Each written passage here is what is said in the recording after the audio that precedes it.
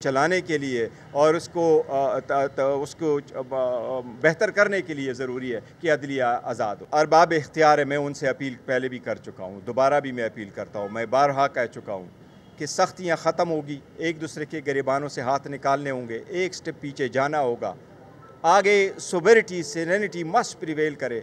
अगर आप प्रिवेलिटी नहीं करेंगे, आप एक 70% जिसके पास पब्लिक मैंडेट है, सपोर्ट है, उस पार्टी को आप स्पेस नहीं देंगे, आप उसको पॉलिटिकल स्पेस से उठाएंगे, आप उसके एमिनेस को उठा करके एक जगह में रख लेते हैं कि इनसे हम इस तरीके से वोट लेंगे, तो आप गैर सियासी क़ुव्वतों को इजाज़त देंगे, आप इंतहा पसंद वाले क़ुव्वतों को वो उसकी इनकरेजमेंट होगी। इसलिए ये ख़त्म होने चाहिए। अभी देखो, ये ऐलान हम कर चुके हैं। खान साहब की रिलीफ पे हमारे बड़े शदीद तहफ़्फ़ुज़ात है। जिस तरीके से सुप्रीम कोर्ट ने डिसाइड कर लिया, आज खान साहब को उससे फ़ायदा हो रहा है उन केसेस में, लेकिन खान साहब ने कहा था मैं ज़ाती फ़ायदा नहीं चाह रहा, मैं चाहता हूँ कि जो लोग करप्शन में इन्वॉल्व हो उनके खिलाफ ये केसेस हो। और हमारे खिलाफ कोई करप्शन का नहीं है, मिसयूज़ ऑफ अथॉरिटी का केस है, कोई करप्शन का केस नहीं है। लेकिन हम अदलिया को पहले भी एतमाद करते रहे और उनसे उम्मीद लगाए बैठे हुए हैं। अदलिया का टेस्ट है कि अदलिया इस इम्तिहान में अवाम की उमंगों पर किस हद तक पूरा उतरती है। अदलिया ने सपोर्ट करना है। हम अगर कहते हैं कि हम इस जो तरामीम आ रही है, हम समझते हैं ये गैर आईनी तरामीम है।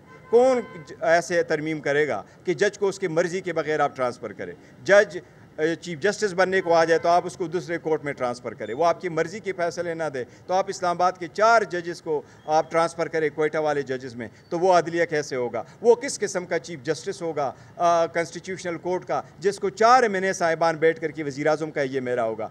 कोई भी बंदे की जजमेंट नहीं हो चाहिए। ये 25 करोड़ आवाम की पाकिस्तान है और आईन के मुताबिक उनके जजेस होने चाहिए, इंडिपेंडेंट होने चाहिए, बजाय इसके कि वो ख़ुद पिक एंड चूज़ कर दें। ने एक आइडिया कंसीव किया जो गलत था, वो 18 साल बाद आप आवाम पे न थूकें। पाकिस्तान में इस वक्त जो कॉन्स्टिट्यूशनल कोर्ट की बात हो रही थी, उस वक्त मुल्क में एलिफो था, उसमें प्रेसिडेंशियल फॉर्म ऑफ गवर्नमेंट था, उसमें मुशर्रफ बैठा हुआ था, जजेस का इंटायर कंसेप्ट डिफरेंट था। अब सब कुछ हो चुका है, इसको रिवर्स नहीं किया जा सकता। इसी सुप्रीम कोर्ट को मजबूत करना है, इसको इंडिपेंडेंट करना है और ये तजर्बात अब ख़त्म हो। चीफ जस्टिस साहब के लिए हरगिज़ ये मुनासिब नहीं था कि वो जज से क्वेश्चन करे कि आप मुझे ये बताएं, आपने कोर्ट कन्वीन क्यों नहीं किया, आपने क्यों नहीं किया और आपने कब शोकाज इशू किया।